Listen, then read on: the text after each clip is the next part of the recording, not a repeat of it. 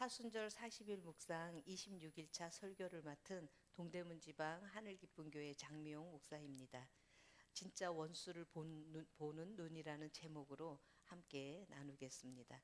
하나님은 사람을 사랑하실 때 가난하다고 더 사랑하지 않습니다.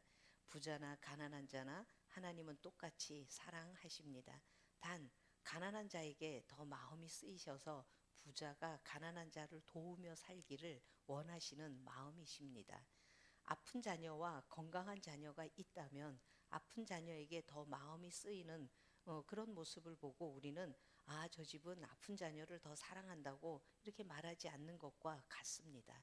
그래서 사람이 갖고 있는 소유로 인해 하나님의 사랑이 편중되지 않는 것 확실합니다. 감리교 창설자 존 웨슬리 목사님의 어머니는 11명의 자녀들을 낳았는데요. 어떤 사람이 11명의 자녀 중에 누구를 제일 사랑하십니까? 라고 질문을 했습니다. 존 웨슬리 목사님의 어머니는 이렇게 대답하셨습니다. 병에서 회복되기 전까지는 아픈 아이를, 외출하여 집으로 돌아오기 전까지는 집을 나간 아이를 가장 사랑합니다. 이 대답이 바로 죄로 인해 고통당하는 인간을 향한 하나님의 마음입니다. 하나님이 뱀에게 저주의 벌을 내리십니다. 창세기 3장 14절 말씀이지요. 여호와 하나님이 뱀에게 이르시되 내가 이렇게 하였으니 내가 모든 가축과 들의 모든 짐승보다 더욱 저주를 받아 배로 다니고 살아있는 동안 흙을 먹을지니라. 인간을 타락하게 만든 장본인인 뱀에게 먼저 저주를 선포하십니다. 선악과를 먹게 한 것이 엄청난 죄악이기에 하나님께서 직접 확실한 저주를 내리십니다. 사실 뱀이 했던 말처럼 아담과 하와가 선악과를 먹었음에도 죽지는 않았습니다. 도리어 그들의 눈이 밝아졌습니다. 하지만 그들이 눈이 밝아져서 본 것은 자신들이 하나님을 만나기에 적합하지 않다는 사실이었습니다. 전에는 부끄럽지 않았는데 숨고 싶어졌으니까요. 가장 엄중한 형벌은 본인이 수치와 두려움을 느끼는 것이겠지요. 믿지 않는 사람과 결혼하고 하나님과 멀어지는 경우, 또 부끄러운 일 하거나 죄를 짓고 나서 교회 나가기가 왠지 꺼려지는 경우, 이 모든 현상들이 눈이 밝아지고 나서 만들어내는 결과입니다. 인기 좀 있다는 사람들이 방송에 나오고 유튜브에 나와서 신앙에 대해서 함부로 말하고 미혹하는 것이 모두 우리로 하여금 선악과를 먹게 하는 자들이요 뱀의 속성을 가진 자들입니다. 이런 사람들은 이 세상에서 흙을 먹으며 온몸으로 이 땅의 더러운 것을 휩쓸고 다닙니다. 하나님의 말씀이 들리지 않기 때문이지요. 성경에서는 사탄은 결국 완전히 패배할 존재요. 예수님이 재림하실 때에 완전히 망할 것임을 알려주고 있습니다. 하지만 아직 완전히 죽지 않았기에 우리는 사탄과의 전쟁을 날마다 하며 살고 있습니다. 그 사탄이 우는 사자와 같이 삼킬 자를 찾아 덤벼드는 세상입니다. 아무렇게나 사는데도 교회만 나오면 기도만 하면 무조건 만사 형통하고 다 잘 될 거라고 뱀 같은 말로 자신과 남을 속이는 사람들도 있습니다. 고난이 저주가 아니라 예수님 없이 잘 되는 것이 오히려 저주임을 우리는 분별해야 합니다. 흥할 것은 흥하고 망할 것은 망해야 하는데 무엇이 흥하고 무엇이 망해야 할 것인지 알지 못하고 망해야 할 것을 보고 자꾸 흥하라고 기도합니다. 그것 때문에 속상하고 절망하고 때로는 근데 우연히 또 조금 높아지면 교회 갈 시간 없다고 울줄거리기도 합니다. 하나님의 말씀이 들리지 않기 때문입니다. 예수님 없는 평안과 형통은 또 성공은 무너져야 질서가 잡히고 그래야 살 수 있습니다. 그러므로 누구나 아무나 함부로 축복하는 것은 분명 아닙니다. 그러면 하나님은 선악과를 먹은 우리에게 어떤 벌을 내리실까요? 우리를 하나님의 형상대로 만드셨기에 대안을 먼저 주시고 그리고 벌을 주십니다. 창세기 3장 15절 말씀입니다. 내가 너로 여자와 원수가 되게 하고 내 후손도 여자의 후손과 원수가 되게 하리니 여자의 후손을 내 머리를 상하게 할 것이요 너는 그의 발꿈치를 상하게 할 것이라 하시고라고 말씀하십니다. 뱀과 여자가 서로 결탁해서 하나님의 명령을 어겼습니다. 그래서 쫓겨나게 되었으니 이제 여자와 뱀은 원수다 사이가 되었지요. 그러나 뱀의 후손은 여자의 후손의 발꿈치밖에는 상하게 하지 못합니다.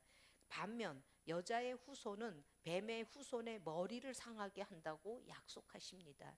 결국 여자의 후손이 승리할 언약입니다. 발꿈치를 상하게 한다는 것은 예수님이 오시지 못하도록 온갖 공격을 하는 것입니다. 헤롯 왕의 영아 학살, 또 공생애를 시작하시면서 예수님이 받으셨던 마귀의 시험, 또 사랑하는 제자 중 하나인 가롯 유다의 배반, 십자가의 순환, 이런 모습들이 모두 발꿈치를 상하게 하려는 사탄의 공격이었습니다. 그러나 예수님께서 끝까지 십자가를 지고 부활하셨기에 모든 발꿈치의 상처가 치유되었습니다. 우리는 원수를 잘 보아야 합니다.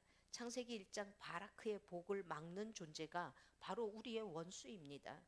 만물을 잘 다스리기 위해서 하나님께 지혜를 구하며 주님만 바라봐야 하는데 그러지 못하도록 유혹하는 존재가 바로 우리의 원수입니다. 그러나 우리는 원수와 원수가 아닌 것을 잘 분별하지 못합니다. 나를 핍박하고 무시하게 하는 가족과 이웃이 원수가 아닙니다.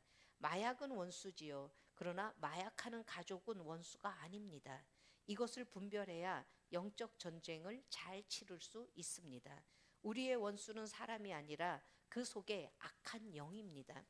그 안의 영이 어떤 생각을 하는지 우리는 알아야 합니다. 내 옆에서 나에게 너무 잘해주는데 나로 하여금 그 신앙생활만큼은 무기력하게 만드는 사람들이 있습니다. 인간적으로 훌륭하고 심지어 많은 사람들에게 존경을 받는 사람에게도 그런 면이 있습니다. 또 그런 사람들과 대하다 보면 살짝 신앙의 무시를 당하게 되면 우리가 가지고 있던 믿음의 열정도 식어질 때도 있습니다. 더 나아가 가족인데 돈도 잘 벌어다 줘요. 또 그 돈을 마음대로 써도 된다고 하는 사람도 있습니다. 그러나 다 되는데 교회 이야기는 꺼내지도 못하게 하고 가지도 못하게 만드는 경우도 있습니다.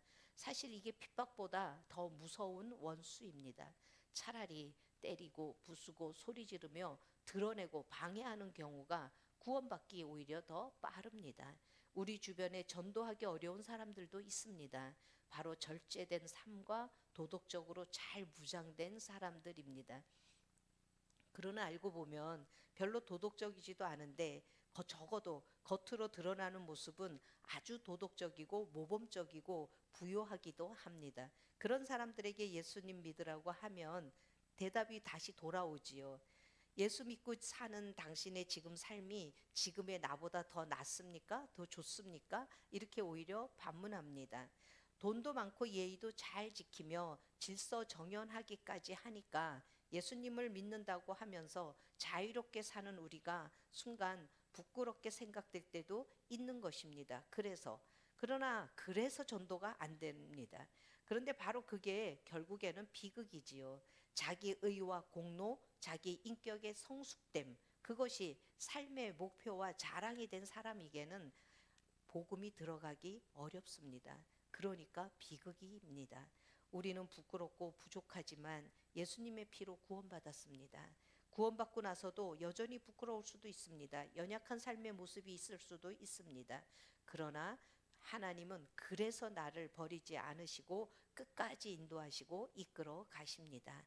부끄러워도 하나님이 택하여 자녀 삼으신 인생입니다. 바로 이 모습이 은혜입니다. 하나님께서 주신 대안이 바로 여자의 후손, 동정녀의 몸에서 태어나신 예수 그리스도이십니다. 그래서 인류 역사 이래로 여자의 가장 큰 역할은 후손을 낳는 일입니다. 그렇다고 한다면 그렇게 여자의 후손으로 난 우리 모두가 해야 하는 일은 자녀를 낳는 일입니다. 즉 남성 여성을 떠나서 예수 그리스도의 영적 자녀를 낳는 일입니다. 그것이 구원받는 우리에게 가장 중요한 일입니다. 나 때문에 예수 믿는 사람들이 생겨나는 것, 그것을 출산하는 사람, 또 즉 해산의 고통으로 하나님 나라를 이루는 사람들입니다. 우리 모두가 가정과 교회에 이루어지는 하나님 나라를 위해 더욱 힘차게 최선을 다하는 여러분 되시기를 주님의 이름으로 축원합니다.